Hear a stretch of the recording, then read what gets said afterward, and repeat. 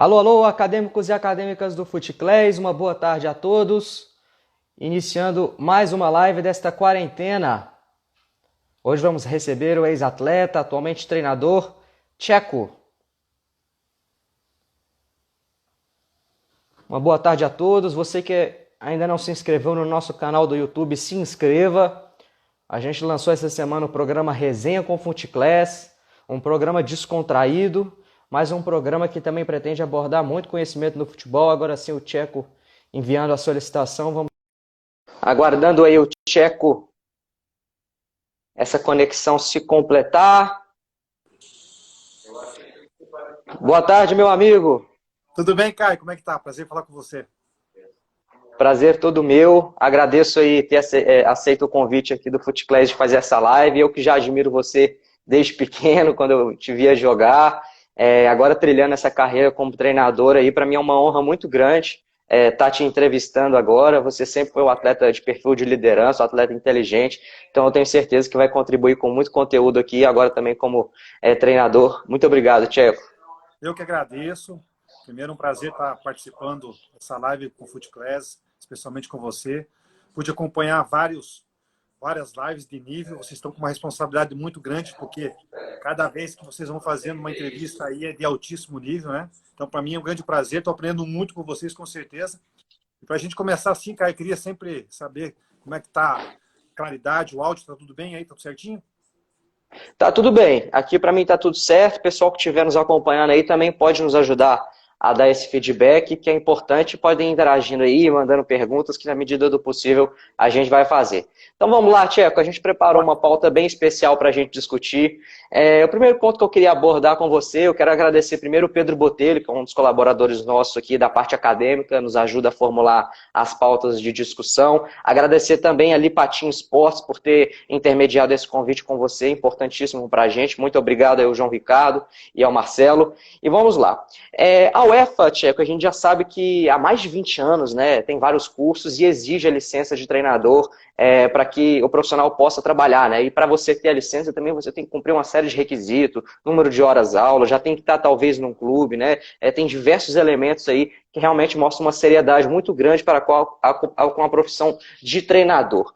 No Brasil, a CBF Academy já existe há algum tempo, realmente. A CBF já tem batalhado para fazer os cursos. E a mensagem que chega pela maioria das pessoas que eu entrevistei aqui é que realmente o curso tem muita qualidade. O curso em si não perde em nada para o curso da Europa, mas a questão da obrigatoriedade é muito recente. Você acredita que esse pode ser um fator que a entidade poderia ter intervido antes e pode ser um fator que nos deixa um pouco distante da Europa, pela Europa já exigir isso há muito tempo? Exatamente, Caio.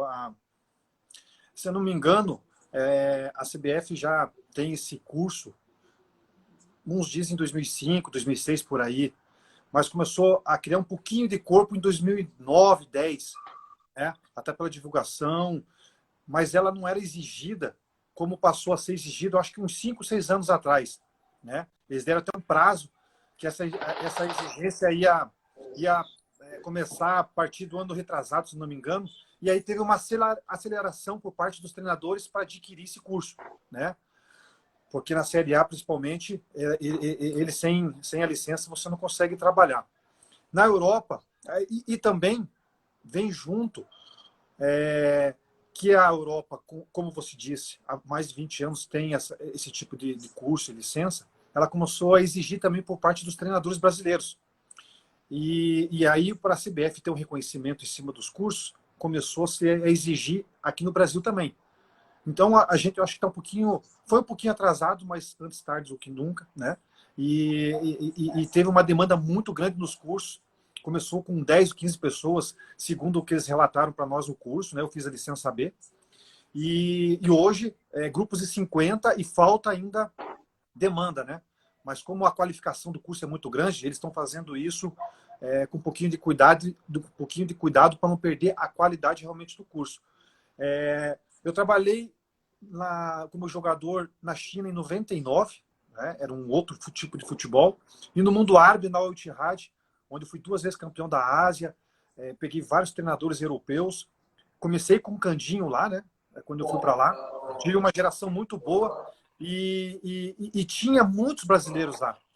E há uns 5, 6 anos atrás, a Ásia também começou a exigir a licença, né? Como reconhecimento para poder trabalhar lá.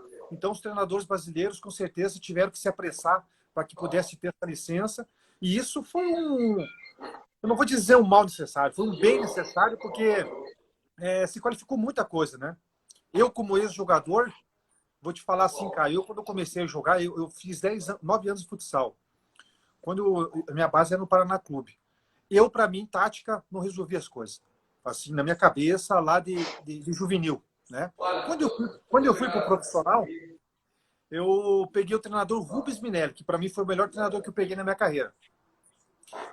E aqui no nosso estadual do Paraná, tinha a dupla Atletiba, eles jogavam com duas maneiras diferentes. E talvez você se lembre da dupla de atacante do Atlético, era o Zéias e o Paulo Rink. E o Lembro. Curitiba só tinha um atacante. E aí, quando a gente ia jogar contra o Curitiba, o professor Rubens Minelli colocava normal, 4-4-2, 4-3-3, eu não vou me recordar, mas jogava com 2 zagueiros. E quando eu ia propor o jogo contra o Atlético, ele jogava com 3 zagueiros e ele explicava aquilo. E eu comecei a pensar naquilo, né? Falei, cara, como é que esse rapaz está certo mesmo? E aí que graças a Deus, que eu tive ele logo cedo na minha carreira, porque eu comecei a desenvolver meu lado tático até como jogador, como eu vi como era importante essa questão tática, né? E aí no curso, eles não só, não vou dizer ensinam, mas recomendam várias situações, como te proporciona também a você pensar, a você fazer seus trabalhos com embasamentos. E isso é o mais importante dentro desse curso. Ô, Tcheco, o pessoal tá falando que o áudio tá bem legal, só a sua imagem tá um pouquinho embaçada. Você tá no Wi-Fi ou tá no 4G do celular? Tenta alternar de um pro outro para ver se melhora um pouco só a imagem. Mas o áudio tá perfeito. A rapaziada tá me dando um feedback aqui. Pessoal, vamos ver se ele alternando Alternada aí aí, vai dar tá? uma melhorada na imagem. Vê se vai ajudar aí. Aê, melhorou muito.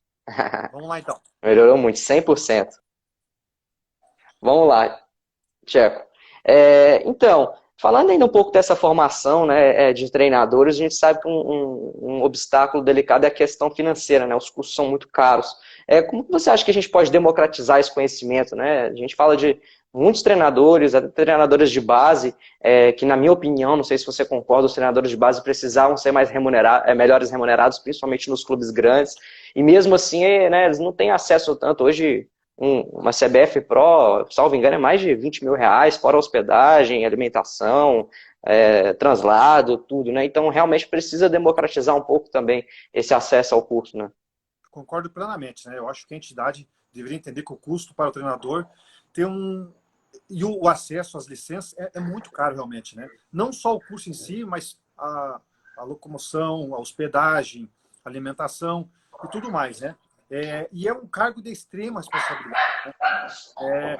Uma coisa que eu também comecei a ter comigo, o treinador ele não precisa saber de todas as áreas, né? Fisiologia, preparação física, psicologia, nutrição, mas ele precisa ter um embasamento para poder trabalhar em cima dessas coisas também. O curso proporciona esse tipo de situação. É muito bom curso, né? Talvez para baratear um pouco, eles podiam discriminar um pouquinho algumas situações no curso.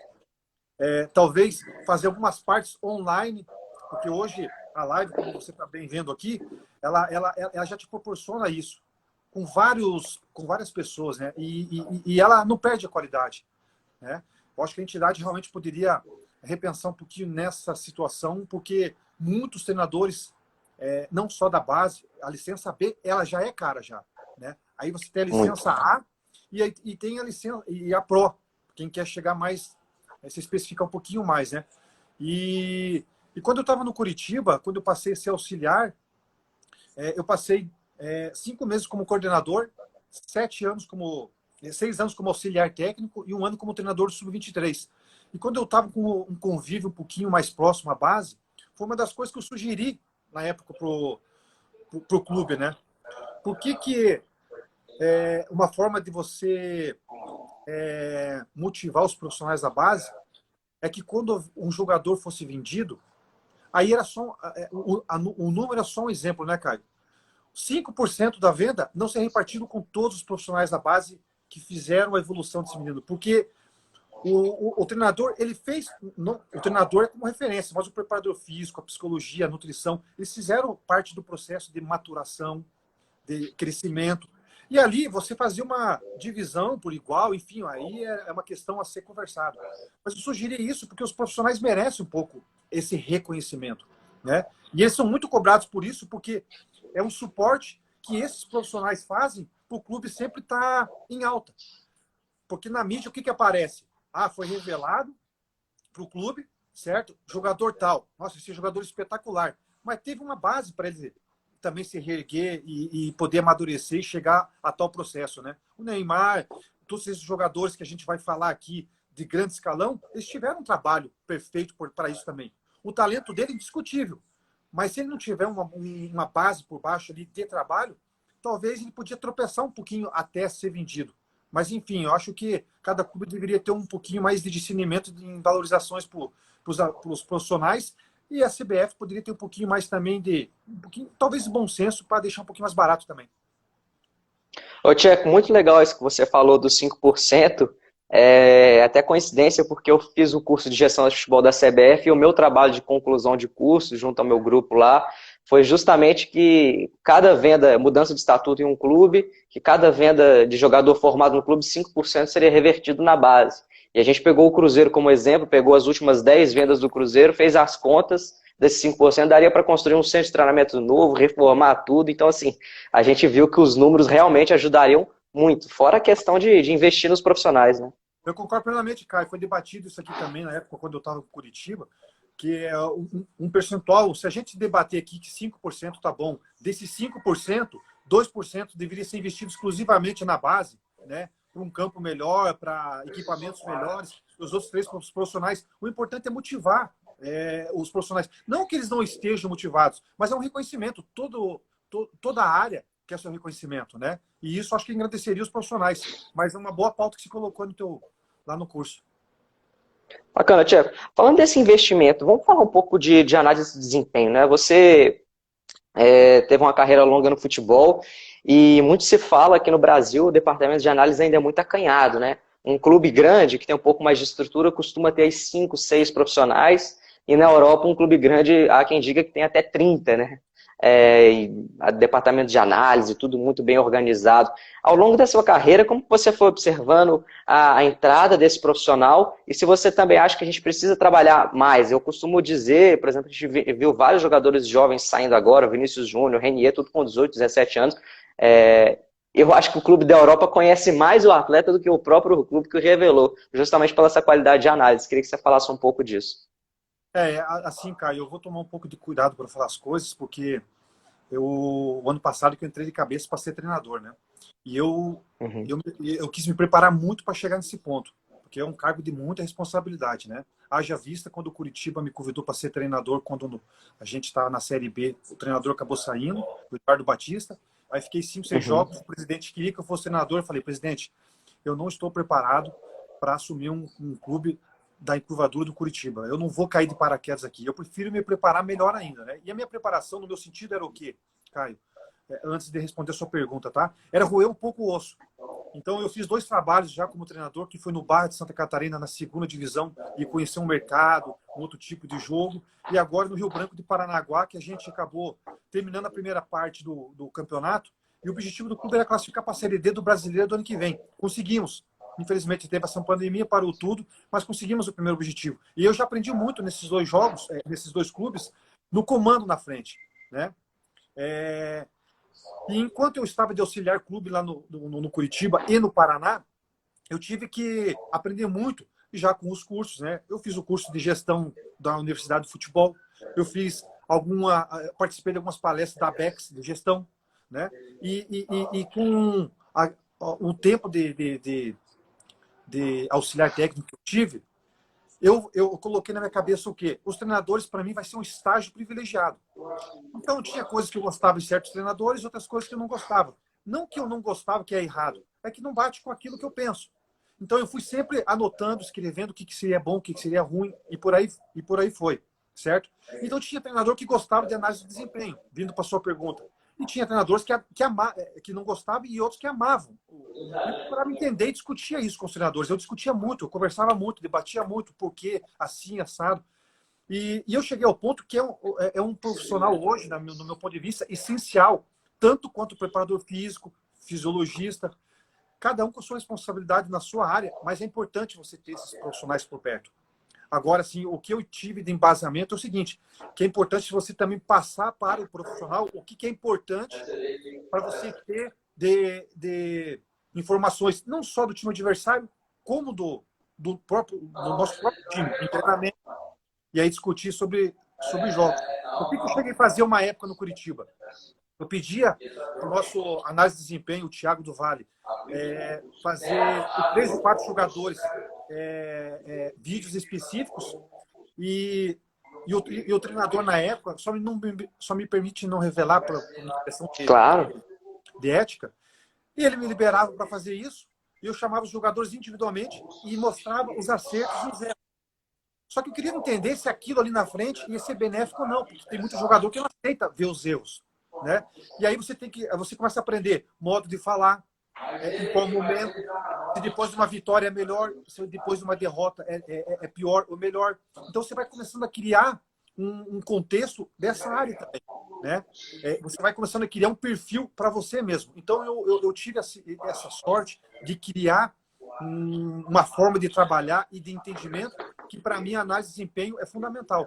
Eu acho que o Brasil melhorou muito, já está muito interessado há algum tempinho, sim, mas a Europa, com certeza, está muito mais evoluída, porque se o curso já tem mais de 20 anos lá, imagine esse tipo de profissionais, né? E aqui eu não diria que está engateando, a gente já está andando bem, mas, como tudo na vida, a gente sempre vai melhorar. Bacana, Tcheco. Antes de partir para a próxima pergunta, eu quero agradecer a presença aí do Carlos, que é presidente da Câmara Portuguesa, está nos assistindo. Inclusive, Tcheco, a gente vai iniciar um trabalho muito legal agora relacionado a futebol em parceria com Portugal. Portugal que tem sido protagonista de fomento de muito conteúdo já há muito tempo, né? Então, vai ser uma parceria muito legal com o FootClass. Tcheco, agora vamos falar de tática, né? Você era um meio-campo, um exímio camisa 10, mas também às vezes quando precisava recuar um pouco para jogar ali de segundo volante, carregava muito bem essa bola, tinha um excelente passe. Hoje em dia as equipes elas marcam muito compactas ali naqueles 30 metros e quem está atacando também às vezes joga com a linha de 4 muito alta, né?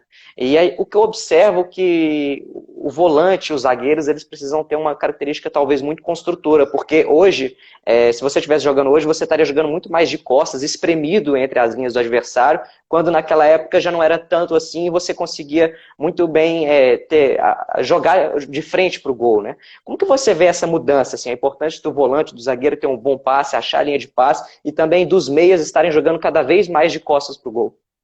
Perfeita análise, viu, Caio? Hoje, pode ter certeza que os zagueiros, né, e vamos dizer assim, o português mais claro, os volantes, eles têm que ter tanto entendimento, entendimento tático, não, eles têm que ter tanto rapidez no raciocínio quanto o meia hoje, né? Quanto o meia no passado, na verdade, porque a bola passa mais por eles até do que os meias.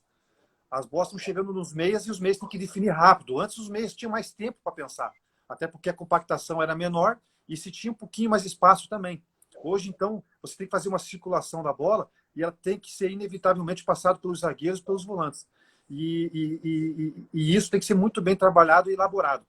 Eu vou te dar um exemplo aqui no Rio Branco de Paranaguá, quando eu trabalhei no estadual agora. Eu iniciei as 2 primeiras partidas, as 3 primeiras partidas eu iniciei com um volante um pouquinho mais de contenção, né? E nós pegamos 3 pedreiras, cara. Foi o Paraná Clube em casa, o Curitiba fora, nós empatamos os 2 jogos e jogando bem, sabe? E aí a terceira partida foi o Operário, que foi um dos melhores mandantes da Série B ano passado do Campeonato Brasileiro. E a gente acabou perdendo por 3-2. E eu não gostei muito do desempenho ofensivo da minha equipe, né? E eu primo muito por isso. O que eu fiz? Eu chamei o volante e expliquei: vou te tirar do time não por uma questão técnica, não porque você está mal ou porque a gente perdeu e empatou 2. Eu preciso e necessito de uma saída um pouco mais qualificada e rápida. E eu tenho esse jogador aqui. E ele era um meia. E eu recuei ele. E aí eu tentei, e a minha comissão ficou um pouco, né, apavorada, porque eles não apostavam muito nessa minha ideia. E o que eu fiz? Na questão defensiva, eu procurei posicionar muito bem ele, porque, como você falou, a compactação hoje já está bem pré-definida. Então, se você conseguir fechar os espaços, você com a bola vai ter mais qualidade. Como eu ia jogar em casa, eu apostei nesse raciocínio. E deu certo. Aí ganhamos 4 jogos seguidos, né? Aí chegamos na frente na tabela lá para uma possível classificação que se desenhou na frente. E aí acabei perdendo esse jogador por cartão e por lesão. E aí retornei de novo com o volante. Porque clube menor, com menor poder financeiro, você não tem tanta opções assim também, né? E por coincidência, o nosso time acabou caindo um pouquinho também, né? E ele era uma peça-chave para mim. Então era um jogador que desenvolvia muito bem esse meu raciocínio. Porque, Caio, você pegar um jogador que tem qualidade técnica boa, você tem mais facilidade, você vai conseguir, mas você tem mais facilidade de fazer ele marcar. Agora, você que tem um jogador que o potencial dele é mais defensivo, é difícil se fazer ele jogar, né? Porque é uma coisa natural. Então, aí eu apostei em ter êxito e isso me deu mais confiança para os próximos trabalhos. Pode ser uma regra para mim, talvez. Interessante, Tcheco. Ainda falando dessa saída de bola, hoje muito se utiliza a saída de três, né? Também chamada de saída lavoupiana. Ela basicamente tem duas formas, né? Ou o volante encaixa entre os zagueiros, ou então ele vem na posição de lateral. Mas essa saída de três eu tenho discutido com alguns entrevistados aqui, tive que com o Léo, zagueiro do Cruzeiro. O que eu tenho notado às vezes é que ela tem uma razão de ser, né?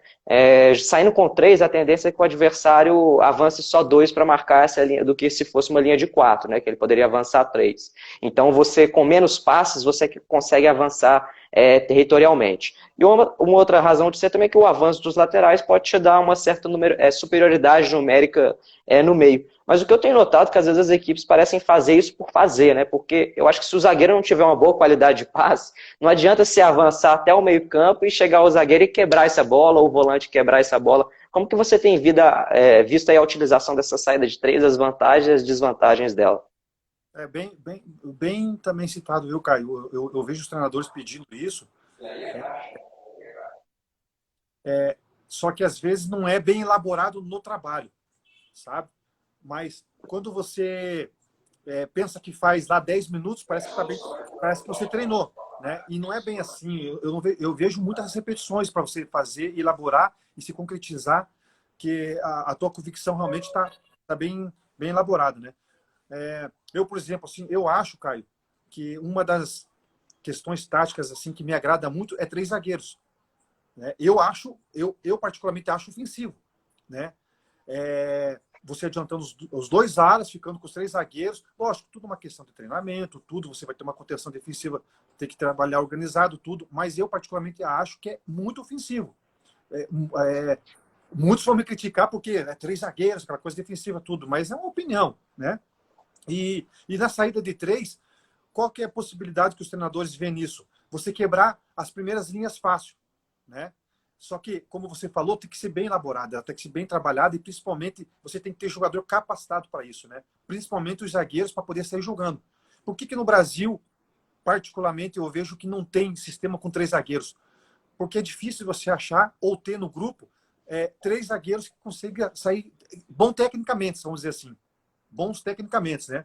Eles têm um comportamento defensivo muito bom, um às vezes é bom, o outro nem tanto. Então, aí os treinadores procuram não arriscar. Enfim, então quando você começa a fazer essa saída de 3, independente se o volante vem pelo meio ou se vai pelo lado, eu vejo que os treinadores querem quebrar a primeira e a segunda linha. Você quebrando a primeira e a segunda linha, seja pelo lado ou pelo meio de campo também, você já tem uma facilidade de trabalhar essa bola no ataque, quebrando essas linhas. E aí você consegue desenvolver com o lateral que já está adiantado, com o extremo que pode fechar por dentro, ou um falso 9, aí tudo depende do esquema que o treinador está usando. Eu vejo que isso e muitos treinadores usam isso. Eu só acho que é um pouco mal elaborado pela maioria, né? Não quero generalizar, porque tem algumas saídas muito boas. E eles não utilizam isso toda hora. Utilizam isso até como uma arma para determinados momentos dos jogos. Mas eu acho que é uma boa alternativa, assim, desde que seja bem treinado e elaborado. Muito legal, Tcheco. E isso mostra como é que é importante ter mais características, né? Eu concordo com você, acho que os 3 zagueiros não tem nada de defensivo que vai valer é como os comportamentos do time. Eu também acho que a gente no Brasil, a gente fica muito preso ao sistema tático, né? E já está mais do que provado que o sistema tático não é mais a principal referência de posicionamento da equipe, são os comportamentos de jogo, os princípios de jogo, que eu acho que são mais importantes. E eu também tenho notado, Tcheco, até o Guardiola fala disso, né? Claro que ele tem uma fortuna, bilhões para poder gastar na contratação, mas ele fala uma coisa interessante, que os atletas para jogar com ele tem que saber no mínimo jogar em 3 posições. Isso é uma coisa que o Brasil podia aproveitar para formar mais. Outro dia eu vi um jornalista falando, também não vou citar o nome, ele falando, um atleta que jogava em 3, 4 posições diferentes, ele falando aqui, foca numa só que você vai dar sucesso. Se você misturar demais, e ao contrário, quanto mais posições ele tiver adaptação para jogar e mais funções para executar, melhor, né? Como é que você vê isso, a importância do atleta jogar em mais de uma posição e executar várias funções em campo? Era o famoso Coringa mais para trás, né? Na minha época, quando eu iniciei, né? Que começava a atuar no meio de campo, podia ser um pouquinho mais recuado. E eu tinha um pouquinho essa característica também no início da minha carreira, sabe, cara? Eu comecei nas categorias de base como zagueiro. Quando eu passei para o profissional, que na época era o Vanderlei Chumburgo, que veio para o Paraná, quando eu subi com ele, me passou para o primeiro volante.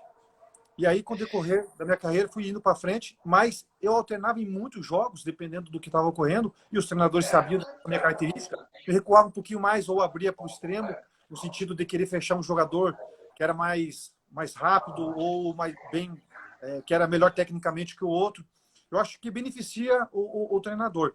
E esse tipo de jogador é pouco reconhecido pelo torcedor, e pela imprensa também, como você talvez quis dizer aí nas suas palavras, que às vezes eles eu acho que confunde um pouco essa situação, porque esse tipo de jogador, ele é aquele jogador que, não que vou dizer que carrega o piano, mas é o tipo de jogador que o torcedor não vê, mas ele é importante taticamente, né? Que ele pode até mudar por uma situação que o treinador tem alguém no banco e pode alternar. Eu gostaria de ter esse tipo de jogador com certeza no meu time. Tcheco, vamos voltar um pouco. Você falou aí do sistema de 3 zagueiros, e a gente tem visto até na Europa, por exemplo, o Atalanta na Itália, jogando com 3 zagueiros, e é o ataque mais positivo do campeonato. Tem outras equipes já jogando com 3 zagueiros. E uma discussão que eu tive até com o Zé Ricardo, o treinador, eu queria saber a tua opinião. Você acha que para anular a amplitude do adversário, hoje a maioria das equipes joga com extremos muito abertos, né? Talvez a linha de 5 com 3 zagueiros seja uma opção. E qual outro tipo de opção para você tentar anular essa amplitude do adversário? Assim, Caio, aí vai cair um pouco naquilo que você comentou um pouquinho antes, né? Independente do sistema que você for jogar, eu acho que o mais importante é ter os conceitos e os princípios que você passou para o teu time, e principalmente que os jogadores conseguem entender, né? Eu tive 2 ou 3 variações de esquemas táticos aqui no Rio Branco, mas os conceitos não se mudaram durante essa minha mudança, e nem na questão dos meus modelos de treino também, sabe? Então, se tem algumas maneiras de você poder tirar essa amplitude, ou você forçar algum tipo de erro taticamente do outro time. Primeiro, aí vem aquilo que a gente conversou um pouquinho antes. Você estudar o adversário, né? E aí saber qual é o ponto forte e o fraco dele, para poder também dar vamos dizer assim, o contragolpe, para eles também se preocupar com o seu time. Mas principalmente, sabendo que por um lado você colocar um jogador que tem um entendimento tático melhor por aquele lado, você pode recuar um pouquinho a tua equipe, e isso não é ser retranqueiro, né? É uma outra coisa que o pessoal confunde. Na Europa, o pessoal é bem funcionado, aqui no Brasil é retranqueiro. Às vezes também, eu acho que confunde muito esse tipo de situação. Você podendo recuar justamente para sair no contra-ataque daquele lado, com os jogadores mais rápidos que você tem ou não. Então, eu volto a te dizer, eu procuro passar as coisas muito mais simples do que elas são, em termos de palavras ou didáticas para os jogadores. Então, eu não procuro ver que tipo de alternativa, às vezes, a gente vê para tirar essa profundidade. Mas se você não mudar seus conceitos, se você ter o teu modelo de jogo já bem formado na cabeça deles, às vezes, uma informação ou outra, você consegue, eu acho que, tirar proveito de um ponto forte da outra equipe. Interessante, Tcheco. Agora vamos falar de um assunto que é muito importante, que é a orientação corporal do atleta, né? Hoje a gente tem alguns conceitos, por exemplo, bola coberta e descoberta, o atleta tem que estar bem posicionado para poder pressionar quem tiver com a bola, principalmente ali na zona de iniciação. Mas pode ser também que essa bola quebre e a equipe tem que correr muito para trás. Então, qual que é a importância da orientação corporal, até nas transições, na mudança de comportamento, para que o atleta possa otimizar isso, né? Ganhar velocidade, ganhar agilidade na execução dele em cima da orientação. E se você, como atleta, você tinha muito essa preocupação, é uma coisa que você traz para a carreira de treinador? Caio, eu tinha um pouco isso, mas assim, era uma coisa involuntária, porque como eu vim do futsal por 9 anos, e no futsal se tem isso muito, sabe? O futsal, ele traz muitas coisas boas para o futebol de campo, assim. Eu tinha isso um pouco involuntário, assim. Quase nenhum treinador, quando eu treinava, se preocupava muito com isso. É, é, e quando eu comecei a fazer os cursos e comecei a ver esse tipo de linguagem assim, eu não achava isso interessante, até o momento em que eu vi um treinador treinando isso e vi que no jogo dava resultado, né? Com ganhos de frações de segundos para chegar na frente de um certo jogador ou para antecipar já um tipo de jogada. E eu comecei a treinar isso também no Sub-23 e nos 2 clubes que eu passei já como treinador, principalmente a linha defensiva. E eu já começo a treinar isso com a minha comissão técnica, Caio, do aquecimento. Porque eu faço, eu uso muito a minha comissão técnica para esse tipo de trabalho, sabe? Então eu já começo no aquecimento, depois no pré-treino, para o treino principal. Então a gente sempre tem esse tipo de linguagem quase todo dia, porque a repetição, para mim, é uma das armas do negócio. Você repete, repete, repete, cria o hábito, depois é natural, certo? Então, e a gente grava também os treinamentos nesse sentido, para mostrar para os jogadores que isso é importante. Porque ele é refletido no jogo, e eu tenho os vídeos para relatar isso para eles no jogo, e eles entenderem que isso é importante. Porque eu não achava que isso era importante. A minha ignorância chegou a tal ponto que eu achava que não era importante. Então eu imaginei, se eu pensava isso, provavelmente a maioria dos jogadores pensam isso. Então eu quero provar para eles que é importante. Então realmente tem o gesto corporal, em determinado momento em que o atleta posiciona para dar o lançamento, o jogador já tem que estar posicionado antes que o centroavante meio que dê lado para determinado lado. Se a bola é recuada para o volante, a gente tem que subir 3 metros. Se recuou para o zagueiro, tem que subir mais 5 metros. Chegou no zagueiro, no goleiro, sobe mais um pouquinho, porque você vai ter a compactação. E aí chegou no goleiro, posiciona o teu corpo para uma quebrada. Todo mundo já posiciona para o lado que a bola está mais ou menos do lado do campo, para pegar a segunda bola, e por aí vai. Mas isso é um trabalho que dá, mas dá muito resultado, né? Como tudo na vida que você trabalha, sempre vai dar resultado ali na frente. Mas eu acho que é um ganho que você tem muito grande e pouca gente percebe também. Tiago, agora tem um assunto que eu também tenho debatido aqui muito nas lives e que eu tenho repetido essas perguntas porque eu acho que ela é importante ser discutida com relação aos jogadores mais jovens a partir dos anos 2000, né? Eu fico na esperança de algum depois assistir isso, ou seja, por um momento, a gente até recorta algumas partes da entrevista, eu acho que essa discussão vai ajudar eles demais. Eles são atletas que os treinadores têm percebido que eles têm cada vez menos interesse em assistir os 90 minutos completos de uma partida, a geração dos melhores momentos, a geração muito instantânea. Por exemplo, o David teve aqui, esse centroavante, né? Ele falou que na época de vocês, né, vocês acabavam o treino, sentavam ali na rodinha, ficava conversando sobre o jogo, sobre o adversário. Hoje não, os atletas já vão direto para o vestiário, pega o celular, é Instagram, é rede social, é quem mandou mensagem. O William Farias, volante do esporte, teve aqui. Ele falou que ele tem um hábito. Ele falou que tem um hábito de deixar o celular no quarto, que alguns atletas até fazem isso, mas acabam o jantar. Não, tem que ver se alguém mandou mensagem. Cara, como que você, né, tem lidado com isso para tentar, sei lá, alguma coisa a gente tem que fazer, né? Porque não pode. A gente, claro que é importante que eles sejam conectados, né? A gente talvez tenha que se adaptar a eles. Mas como que você tem visto isso aí? Eu acho que é um desafio muito grande, principalmente dessa nova geração de treinadores aí. Caio, a gente, infelizmente, está perdendo para a tecnologia em situações importantes, e essa aí é uma delas, né? Olha, eu não sei se isso vai ser uma das saídas, né? Se eu trabalhasse na base, por exemplo. E às vezes a gente traz um pouquinho do saudosismo, não que quer dizer que era a melhor época, muito pelo contrário, mas são as ideias que vêm dos tempos que funcionavam as coisas, né? Se tinha uma famosa caixinha, que era o quê? A punição financeira com certas regras, né? Então vamos trazer para o meu tempo lá. Se você, por exemplo, deixasse a atadura, a famosa atadura, no campo, você levava a caixinha, R$ 5, só um exemplo de valores também. Se você esquecesse a chuteira, se você mijasse no box, tudo tinha caixinha. Chegava no final do mês, você tinha que pagar lá o valor. Eu acho que talvez isso pode ser uma das alternativas na base. E no profissional, você tem que saber lidar com esse tipo de situação também, né? Então, colocar regras. E muitos coordenadores de base, se tem algumas alternativas, né? Algumas estão dando certo, outras nem tanto. Então, isso aí poderia ser uma das alternativas. Chegou no vestiário, alguém está no celular, quem tiver, porque vai Caixinha ter nele. caixinha nele.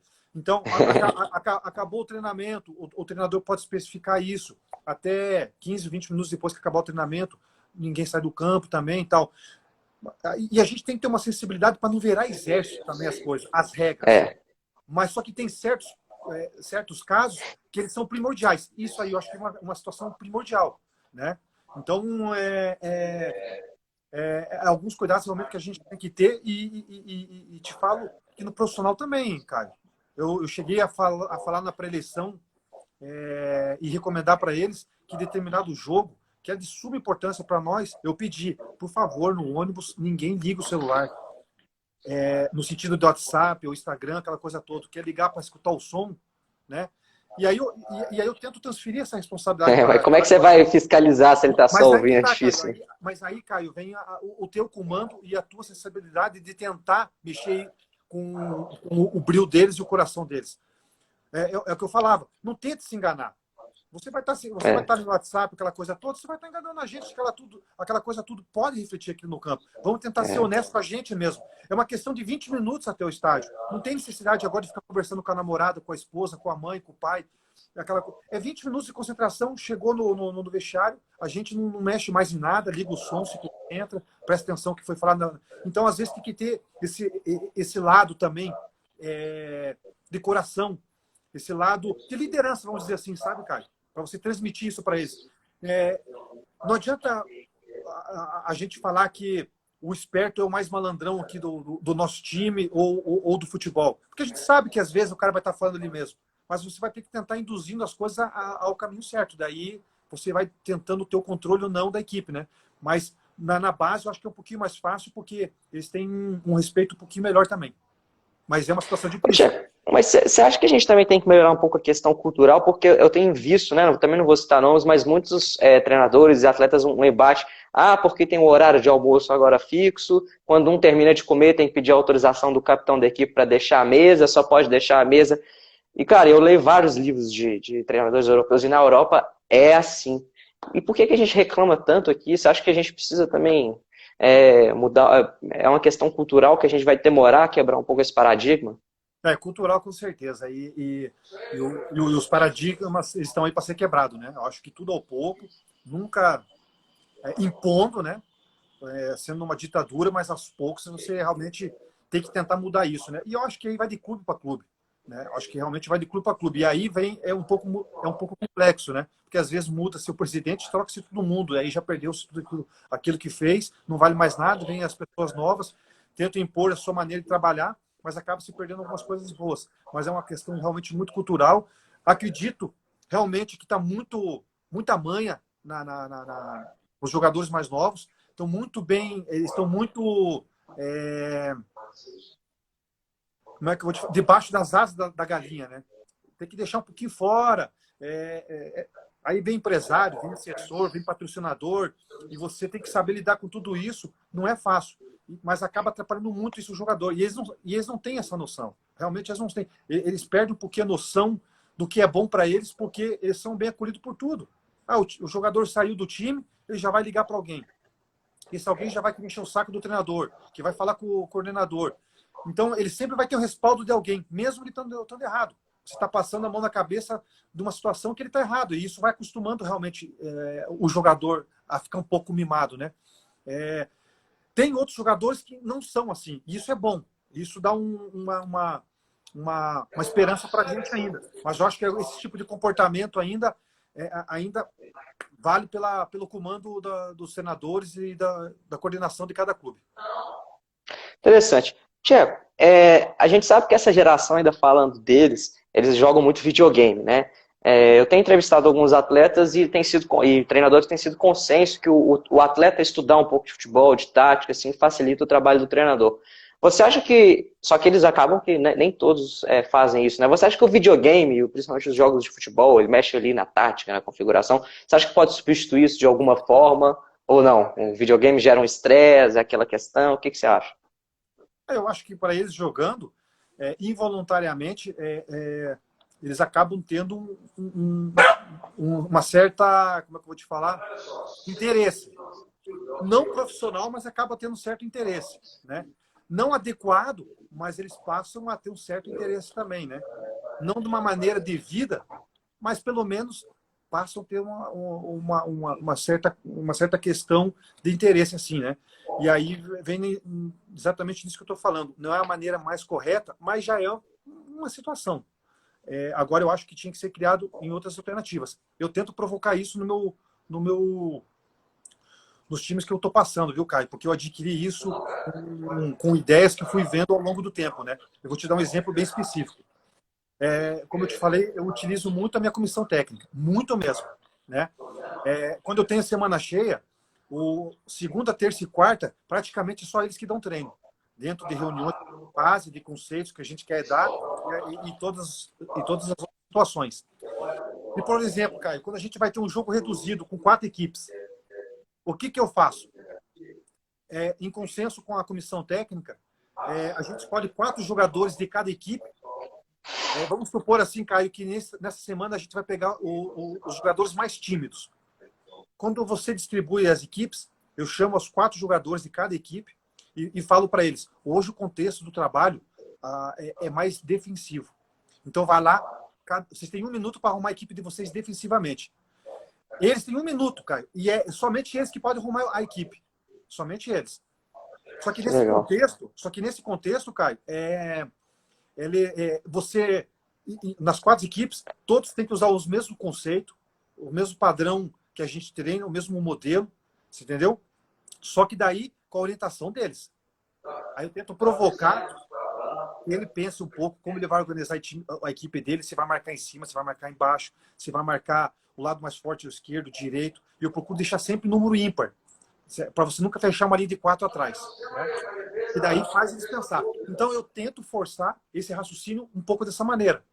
Quando a gente tem 2 jogos de 8, por exemplo, que a gente faça a mesma coisa. Só que daí, às vezes eu pego o líder de cada time, vai lá e organiza a equipe agora com esse contexto. Você tem 1 minuto para organizar e por aí vai. Então, é uma maneira que eu achei de trazer... E aí, o que acontece, Caio? Por que eu tive essa ideia? Porque no rachão, quando você tinha o rachão, o que os treinadores faziam? Caio, pega os coletes aí e escolhe teu time. Aí você escolheu o time, eu escolhi o meu time, né, Caio? O que acontecia? No rachão eu não queria perder para você. Porque eu escolhi meu time. Então eu tentei levar isso para coisa séria. Para os jogos reduzidos, até certo ponto que eu acho que pode ser benéfico para nós. E aí, então, eu comecei a observar que toda vez que eu escolhia um capitão, eles se interessavam e jogavam mais ainda, no sentido de se esforçar, aquela coisa toda. Aí eu reunia eles certo dia, perguntavam por que ele fez aquilo, qual que foi a dificuldade que ele teve, qual que foi a dificuldade que ele não teve. E aí fica uma coisa mais perto dessa questão que você falou, do interesse tático, de interesse de desenvolver uma questão do jogador que eu acho que é um pouco mal elaborada também. Legal. Eu acho que então esse método seu vai muito, talvez, pela resposta da próxima pergunta, porque muito tem se discutido hoje a questão da implementação de um modelo de jogo, tem se discutido até a questão do jogo posicional, né, que é um jogo que o atleta tem que eles falam que a bola vai à posição e não a posição vai à bola, que o Guardiola tem uma frase legal que a ordem alimenta a espontaneidade, né? Você primeiro domina o espaço para depois interagir no tempo. Então, assim, você tem que ficar lá esperando a bola na ponta, né? Como que a gente faz isso tudo principalmente no futebol brasileiro, que a gente tem uma característica peculiar de drible, né? Sem engessar o atleta? Esse método seu aí, talvez, do próprio atleta se descobrir ali, de montar, talvez seja uma maneira de não engessar ele e conseguir implementar um modelo de jogo? Ó, Caio, eu dou muita liberdade para os jogadores, né? Converso muito com eles, como a minha comissão técnica, né? E faço muito reuniões através dos vídeos de treinamentos para eles observarem. E quando acontece os jogos, eu mostro o que aconteceu no treinamento para mostrar exatamente o que aconteceu no jogo e eles terem esse discernimento, né? Modelo de jogo, vamos lá, Caio, que você me perguntou. É, é, Fazendo vários intercâmbios que eu acabei fazendo e com as experiências que o futebol me deu, certamente as equipes mais organizadas sempre se sobressaíram. E essas organizadas que eu vejo defensivamente, cara, ser muito discutido, não sei se foi discutido isso no curso de gestão da CBF, que o Brasil perdeu sua essência, que o Brasil perdeu um pouquinho suas características, aquela coisa toda. O que eu entendo ofensivamente? E aí uma situação de convicção minha, né? Vamos dizer assim que na parte intermediária ofensiva, cara, que tem no futebol, no campo ali para nós ali, o que eu passo para os jogadores? Eu falo que a partir dali pode errar passe, pode errar drible, pode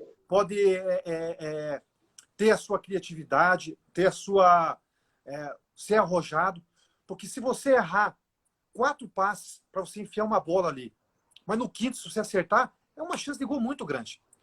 É uma chance real de gol. Se a gente tenta forçar uma jogada para a bola chegar no extremo e ele está de mano, eu peço que ele vai para cima do jogador.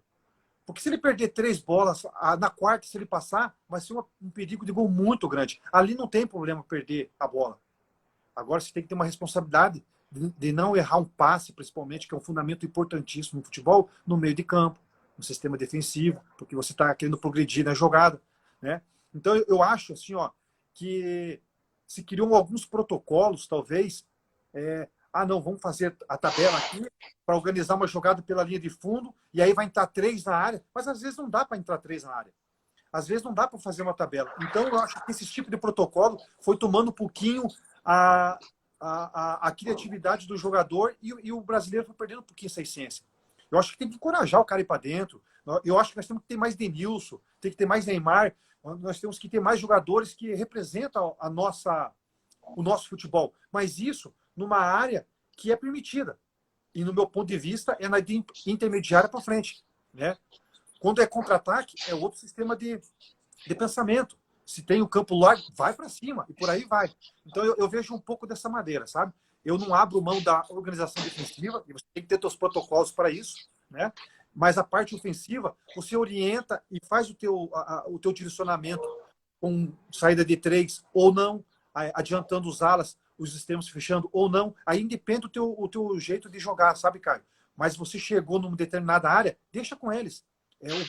A criatividade e a essência do jogador, a gente acha que não pode perder, e eu vejo que dali em diante é isso que o brasileiro tem de melhor. Legal. Tcheco, tá o Rafael aqui falando sobre o crescimento mental nos atletas, né? Hoje os atletas tomam mais de 1.300 decisões por jogo e muito se discute a formação do atleta inteligente. Você falou aí de algumas metodologias de treino seu, então, pelo que eu entendi, você usa muito o que a gente chama de jogos situacionais, né? São jogos reduzidos, você cria ali os constrangimentos, né, que é o termo que o pessoal usa de treino. Você acha que, então, esses modelos de treinamento são o que mais vai trabalhar, né? A gente vê que treinos antigos, por exemplo, coletivo, quase não existe mais, né? 11 contra 11, assim. Muito raro usar aquele coletivo que antigamente tinha 11 contra 0, né? Acha o lateral, agora acha o volante. Então, assim, você acha que essa mudança desses treinos vão ajudar a construir um atleta que tome as decisões melhor, que direcione a melhor tomada de decisão? Assim, Caio, eu faço bastante não, eu faço alguns treinamentos reduzidos sim, sabe? Mas não abro mão de abrir o campo também. E não é coletivo de uma forma geral.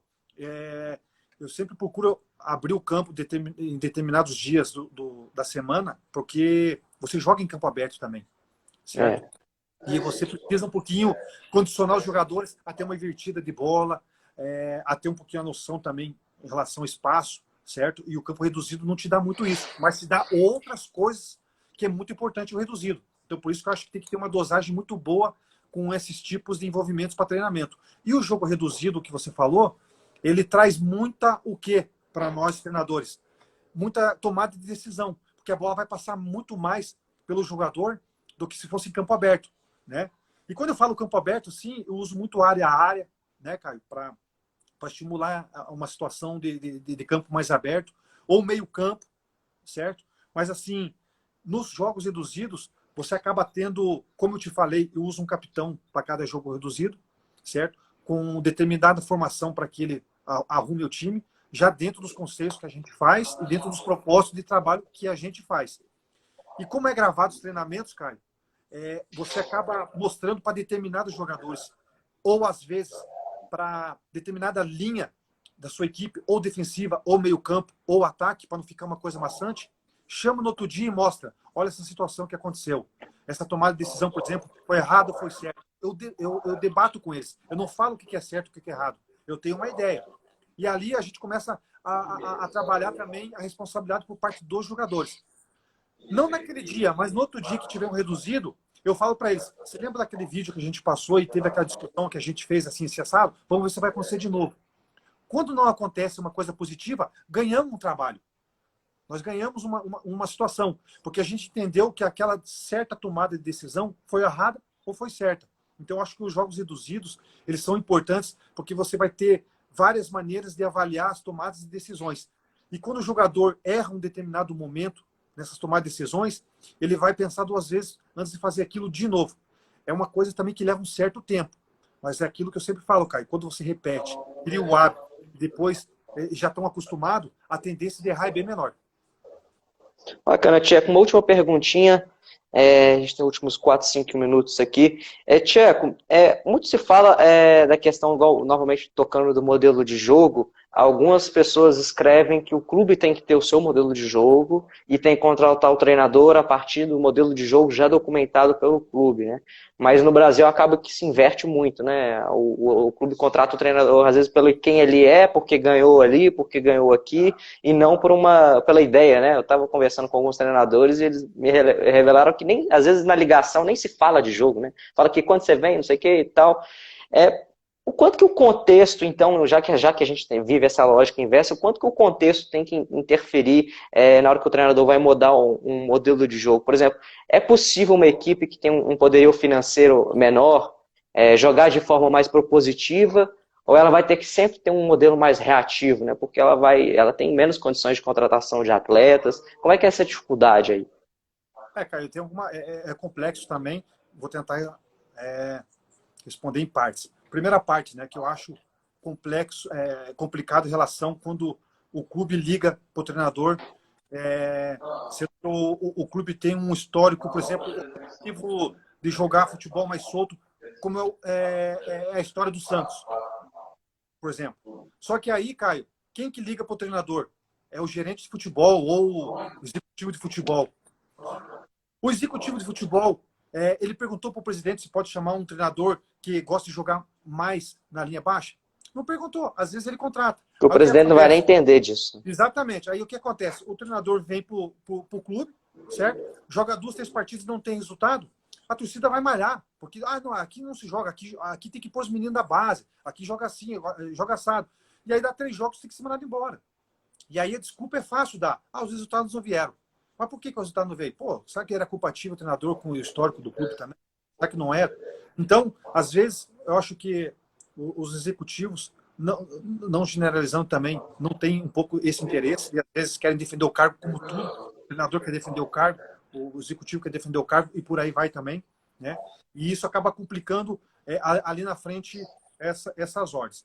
Sobre clube com menores expressões ou que tem questão financeira, eu acho que dá para tem um jogo mais propositivo. Positivo ou reativo. Cara, ali no Rio Branco, quando eu estava ali, o que eu vou te falar? Eu não admitia jogar recuado, cara. Eu não entendo futebol assim.